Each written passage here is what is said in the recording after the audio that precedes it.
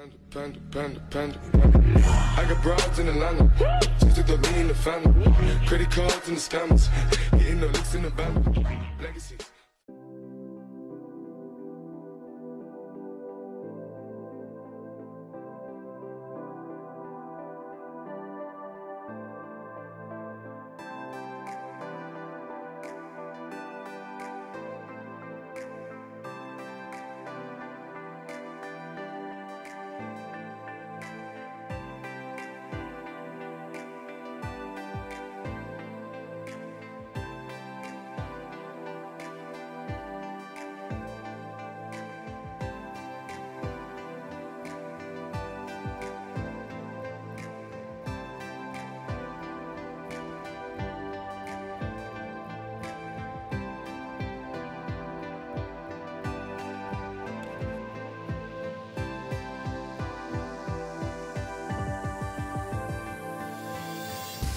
Bon, alors là je suis sur le stand de Fish avec Romain qui va nous parler de la dernière nouveauté de la marque.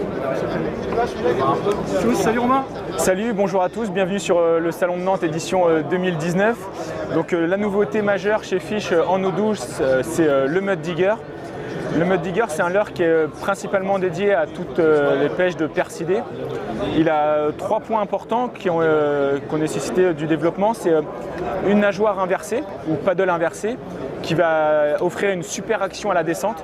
Donc plutôt que le leurre soit on va dire en banane avec la nageoire lorsqu'elle est vers le bas, bah là on aura un leurre qui sera qui aura une action des plus naturelles à la descente. Un autre point, c'est une cavité qui est au niveau de l'hameçon, donc on a appelé ça l'hameçon libéré.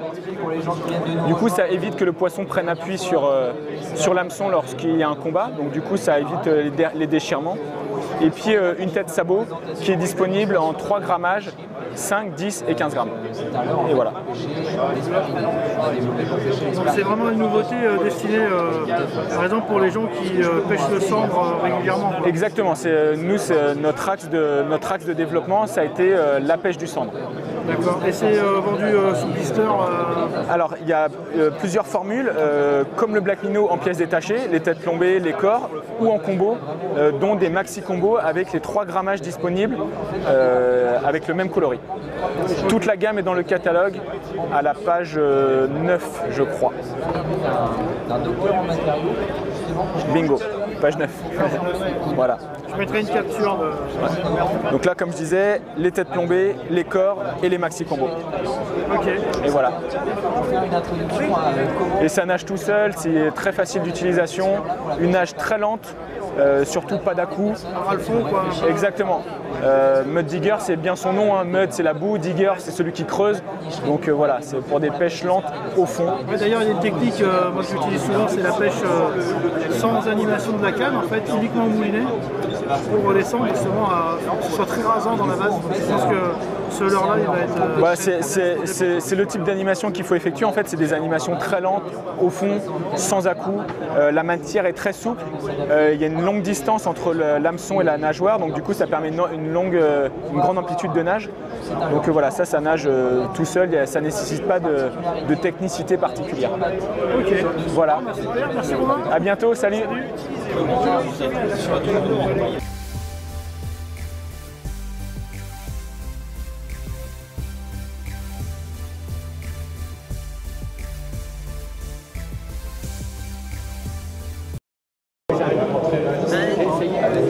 Ok, salut Nikita. Salut Fred. Donc nous voilà sur le stand Navicom. Donc tu vas pouvoir nous parler peut-être d'une petite nouveauté cette année là sur le stand.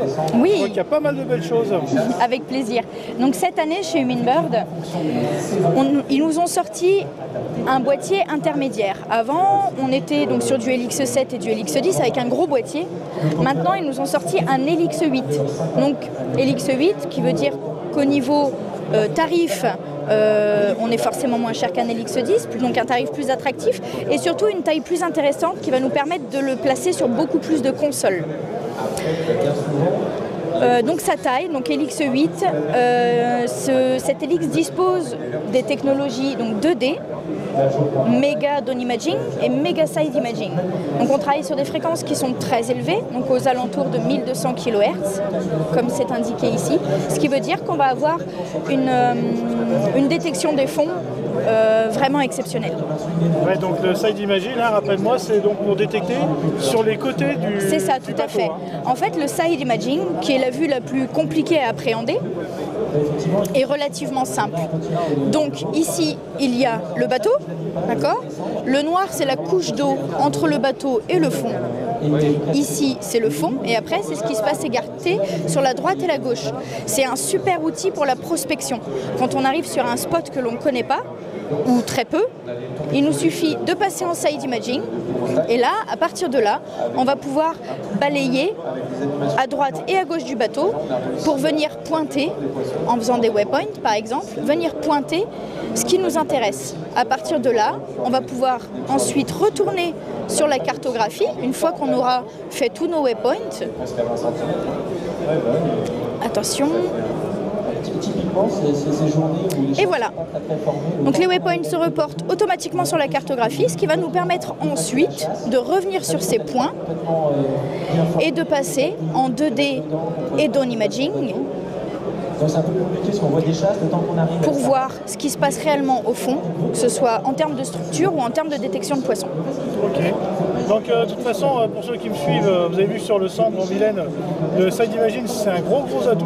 Pourquoi ? Parce que la Vilaine, il y a très peu d'obstacles au fond. Et dès qu'on a le side, en fait, moi ça m'est arrivé, je vous mettrai des captures, on voit tout de suite des tas de branches, des objets, même des bateaux des fois. Hein, c'est bluffant. Qu'on trouve au fond, quoi. Ok, super, merci Nikita. Merci à toi Fred, à bientôt.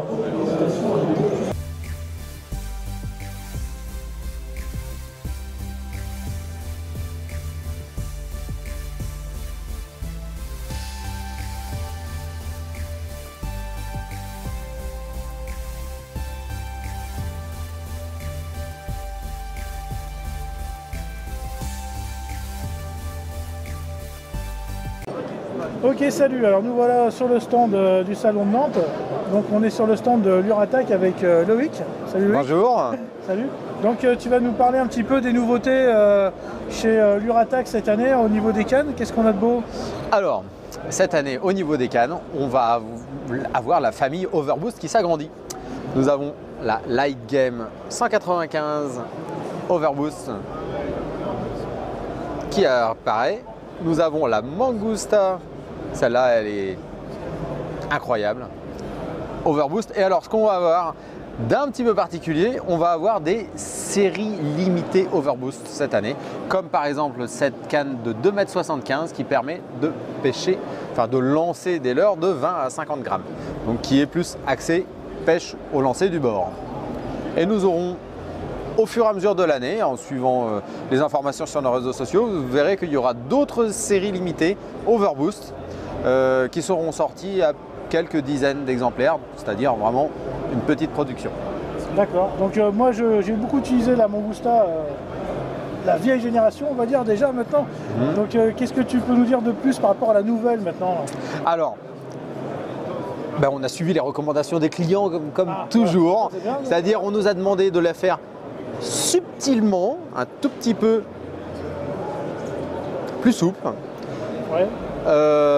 Comme toutes les cannes Overboost, on nous a demandé de les faire plus costauds. Alors c'est dommage, j'ai pas la grosse truite, mais je vous aurais montré la courbe, elle est juste impossible.